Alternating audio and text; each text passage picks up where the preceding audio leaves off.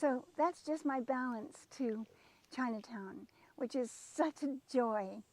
But there's something more, and that's all I know just from my own personal experience. And it's been something felt rather than learnt in a formal way, but definitely demonstrated full on. That's the whole of China to me.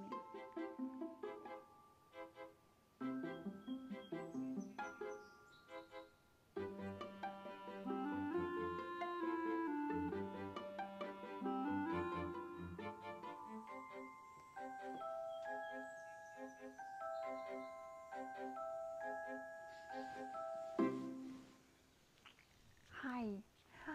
I just had a few things I wanted to share with you about China. I don't know a lot about China, and I think a lot of people who aren't scholars of China also don't know a lot about China. And I'm understanding more and more why the more I learn about China. Because what I find is when we go to Chinatown, as much fun as it is, it's only the part of China that we really can be around. You know, food and their love of they've had such a hard history, and they've had to live off of whatever they find around them. And so that's why they use such unusual things, whatever grows out of the ground, in the gutters, in the fields. There's nothing that they don't eat. And so they've found ways of putting things together that make the French look like amateurs.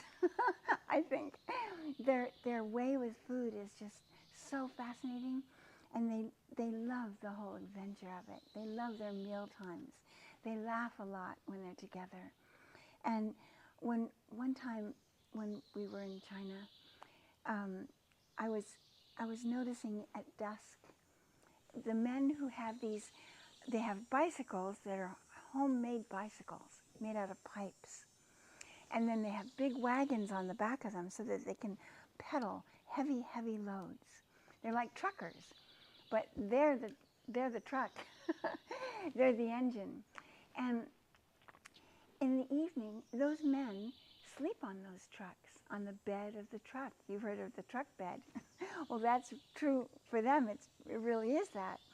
And their little babies and their wife and cousins and aunts or whoever are their relatives come out at night, and they play instruments together, and they laugh, and I'm sure they're telling funny stories, but we don't know what they're telling because the language and everything about their culture is so separated from us that we hardly can know it, and all we can know is the food, which is a wonderful expression, but it's not a complete expression.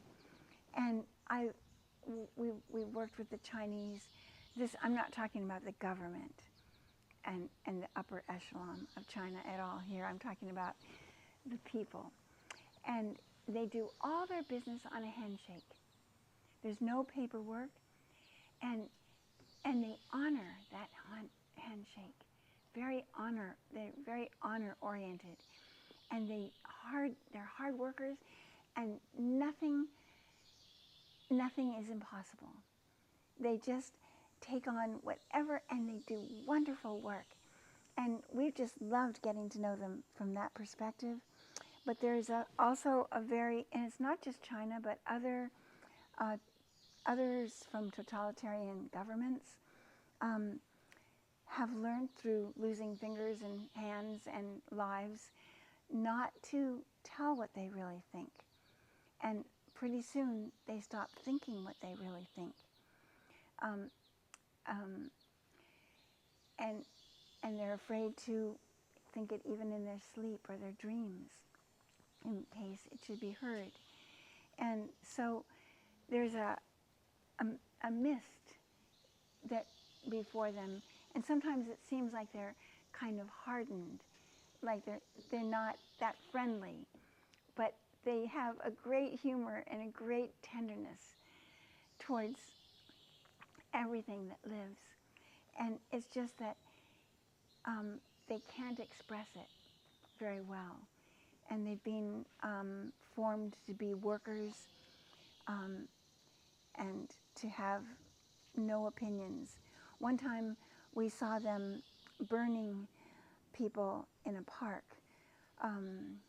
that were practicing Christian, a type of a Christian lineage. I can't remember the name of it. And we turned to our friend who's been helping us in communication, had been helping us, and asked her why that was. And her answer was, our government knows what's best.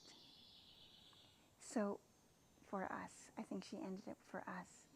And she didn't mean to be mean or short with us at all. It was just what she was taught to say.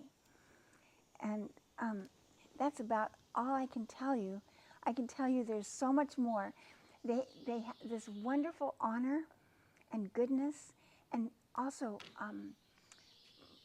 more kind of dignity, moral dignity. They dress very, very well. That they don't. They're modest. That's kind of what I sense, and that modesty is so precious for children to live around, where they're seeing a very gentle and simple and pure experience. And I see so much good in that. But when we're marching through Chinatown, with all the fun and all the color, we forget that there's something much deeper that will never be taken away. And it shows to me that no matter what thinks that it can take the place of God, a government or some power that's been conjured up to control and to even make people lose their memories. And yet it never really can be taken. And the Chinese have proven that to me. So there's my little story of China.